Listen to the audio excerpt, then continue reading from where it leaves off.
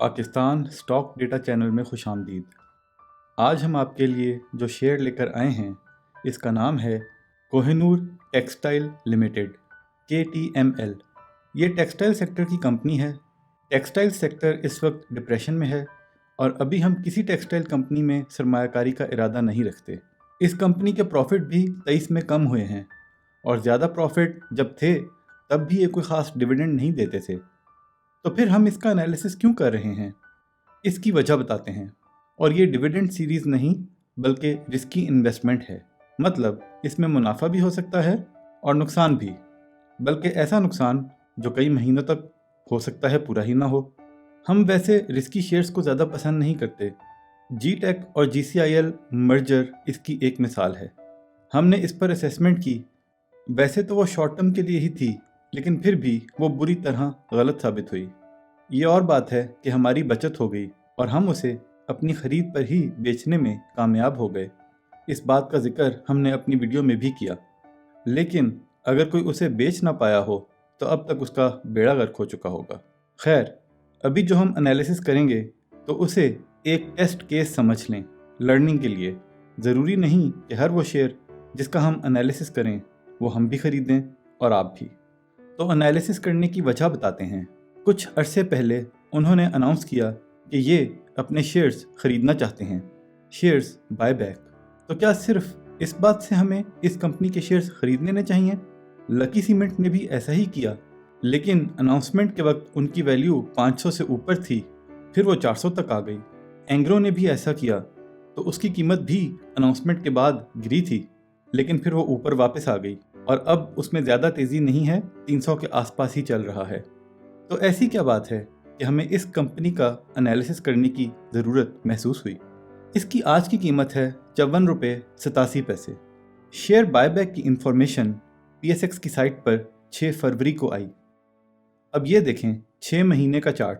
6 फरवरी से कुछ दिनों पहले इसे बेच कर बहुत नीचे ले जाया गया और 32-33 तक इसमें बाइंग आई। ऐसा लगता है ये कोई मिली भगत से हुआ ताकि लोगों से माल छुड़ाया जाए, क्योंकि जितना तेज़ी से नीचे गिरा उतना तेज़ी से वापस भी आ गया और 6 फरवरी को 50 के आसपास था। ऐसा आमतौर पर इनसाइडर न्यूज़ की वजह से होता है, यानी जिसे पहले ही इस खबर का इल्म हो वो ऐसा कर सकते हैं। वैसे तो कंपनी खुद भी इस हरकत में मुलव्विस हो सकती है, लेकिन ये ज़रूरी नहीं। ये कंपनी के किसी एक दो भेदी लोगों की कारस्तानी भी हो सकती है। खैर, जब ये खबर PSX पर आई तो उस वक्त काफ़ी माल ख़रीदा गया, लेकिन फिर इसे मार पड़ी और 42 तक चला गया और उसके बाद फिर बाइंग आई और बहुत जल्दी अब ये 55 के आसपास पहुंच गया है। इन बातों से भी ये समझ नहीं आती कि क्या यहाँ से और भी ऊपर जा सकता है, और अगर नीचे आया तो माल छुड़ाने आएगा या चिपकाने। लेकिन अब जो फैक्ट बताएंगे वो गौरतलब हैं। इस कंपनी के कुल शेयर्स हैं 300 मिलियन और ये 30 मिलियन बायबैक करना चाहते हैं, यानी कुल शेयर्स का 10%। लेकिन इनका फ्री फ्लोट पहले ही कम है 30%, जो 90 मिलियन शेयर बनते हैं। मतलब उन्होंने 30 मिलियन शेयर्स मार्केट के 90 मिलियन शेयर्स में से खरीदने हैं, जो फ्री फ्लोट का 33% बनता है। ये बहुत बड़ा नंबर है।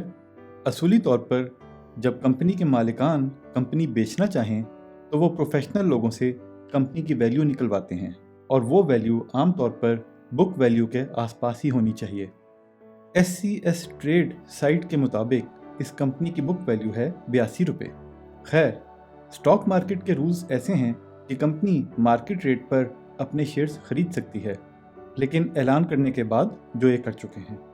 अगर मान लें कि कंपनी के तमाम शेयर होल्डर्स फाइनेंस की समझ रखते हैं तो वो अपने शेयर्स 80 रुपये से कम पे किसी सूरत इस कंपनी को वापस नहीं बेचेंगे। लेकिन ये और बात है कि हमारे आम शेयर होल्डर्स तो वैसे ही नहीं जानते कि वो कोई शेयर क्यों खरीद या बेच रहे हैं, या किस शेयर का क्या रेट अच्छा है या बुरा। तो इस वजह से हम ये दावा नहीं कर सकते कि कंपनी का शेयर 80 रुपये का हो जाएगा, बल्कि जो कुछ पाकिस्तान की स्टॉक मार्केट में चलता है तो ये 32 रुपये का भी हो सकता है। हम तो सिर्फ फैक्ट्स को देखकर किसी शेयर में सरमायाकारी करने का अंदाज़ा लगाते हैं। तो कुछ और फैक्ट्स भी देखते हैं। कंपनी के लिए ये शेयर्स खरीदने की मुद्दत है 6 महीने, 13 मार्च से लेकर 29 अगस्त। अब ये उनकी मर्जी कि वो एक ही दिन में तमाम शेयर्स खरीद लें, या हर रोज़ थोड़े थोड़े खरीदें, या आखिरी महीने में एकदम खरीदें। लेकिन जब भी वो ज़्यादा तादाद में शेयर्स खरीदेंगे तो शेयर की वैल्यू बढ़ने की उम्मीद होगी, क्योंकि उन्होंने बहुत ज़्यादा शेयर्स खरीदने हैं। वो सिर्फ तब सस्ते शेयर्स खरीद सकेंगे अगर उन्होंने किसी ब्रोकर को अपने साथ मिला लिया और ब्रोकर ने शेयर को मार मार कर नीचे के रेट पर लोगों से माल छुड़ाया और फिर कंपनी को सस्ता ट्रांसफ़र किया। लेकिन हम सिर्फ उम्मीद करते हैं कि कोहिनूर टेक्सटाइल कंपनी, जो बहुत पुरानी कंपनी है, उसके बोर्ड ऑफ डायरेक्टर्स एथिकल लोग होंगे और इस किस्म की गलत प्रैक्टिस नहीं करेंगे। बाकी जो किसी के दिल में है वो सिर्फ अल्लाह जानता है। अब एक और ज़रूरी फैक्ट बताते हैं। ये जो अरसा है शेयर्स बायबैक का, ये तकरीबन 6 महीने बनता है। हफ्ता इतवार निकाल दें तो तकरीबन 120 दिन बनेंगे। अगर मान लें कि कंपनी ने रोज़ एक जितने शेयर्स खरीदने हैं तो 30 मिलियन शेयर्स को 120 से डिवाइड करें तो बने एक दिन में 2.5 लाख शेयर्स। यानी हर रोज़ 2.5 लाख शेयर्स खरीदेंगे तो 6 महीने में 30 मिलियन शेयर्स पूरे होंगे। ये इस शेयर का चार्ट है जो आप SCS ट्रेड की साइट से देख सकते हैं। ये डेली चार्ट है और आज इस शेयर में 3,74,000 का वॉल्यूम लगा। पिछले कुछ दिनों में इससे भी कम लगा। मतलब इस शेयर में ज़्यादा वॉल्यूम नहीं लगता।